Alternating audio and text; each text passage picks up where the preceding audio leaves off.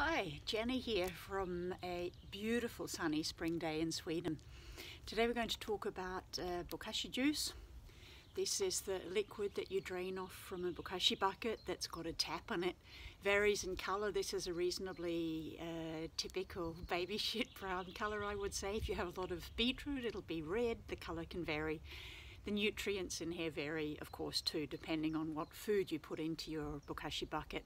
But generally, it's quite a good boost for almost every type of plants that you have in your garden, indoors and outside.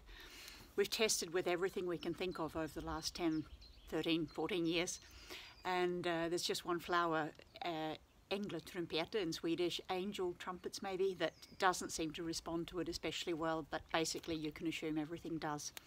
So this liquid is quite strong and it's also quite acidic, which means that you need to dilute it so it spreads well across the plants and that the nutrients are dispersed and so that it's not too acidic for them. The acidity is balanced out after a week or so, so it's not like it's going to damage your plants in any way. It makes no difference if you have acid-loving plants or not. It's just treat it like a normal liquid fertilizer and use it in whatever way you normally would with a liquid fertilizer. You know, maybe once a week in the growing season or twice a week or not at all during the autumn. Just work it out. Try it and see. You'll figure it out quite quickly. This liquid stinks. We all know that. I keep it in a closed bottle like this. It stops too much air getting into the liquid, which is a good thing. And if you leave it open, you have to use it very quickly. Sometimes I store it in the fridge, mostly not. It keeps reasonably well. It's hard to say how long it really keeps because we can't do tests on it. But if you keep it in the fridge, maybe some months. If you have if you have a lid on it, you can use it quite quickly. So the trick is to use, with normal plants, a 1% dilution, and that means 1% is 1 deciliter of this in a 10-litre watering can, which is this. So that's 1 part to 100. I use that on everything.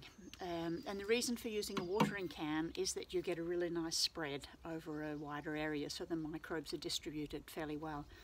If you have small plants like these little mini salad plants that you can see here, lettuce plants, and this is, you know, where they're coming from, the babies. I always use the bokashi juice 1 to 1,000, 1 part to 1,000, and that is therefore in a 10-litre can 1/10 of a deciliter. So just a little, you know, it's really just, you know, a couple of teaspoons or something like that.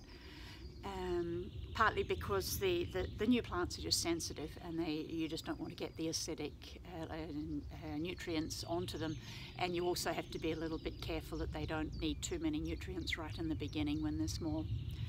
So that's what I do. We can talk more about different places that we use the bokashi liquid later, but this was just a starter.